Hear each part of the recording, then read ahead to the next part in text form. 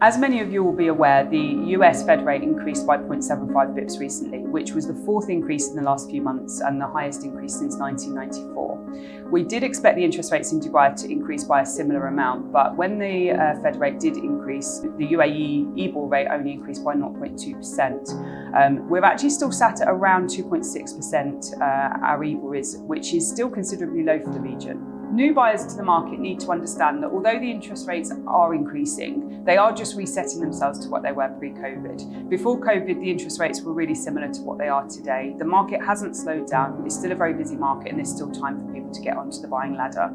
In fact, one of the market-leading banks has recently reduced one of their interest rates by 1%, which obviously is a massive sentiment to the fact that they want to lend.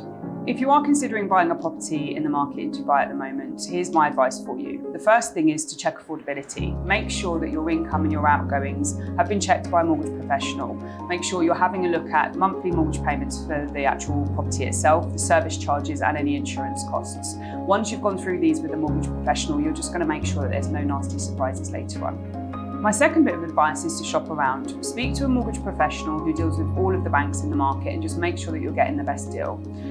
When it comes to mortgages, all banks offer completely different rates and have different setup fees. So you just want to make sure that you've always got the best option that's available to you.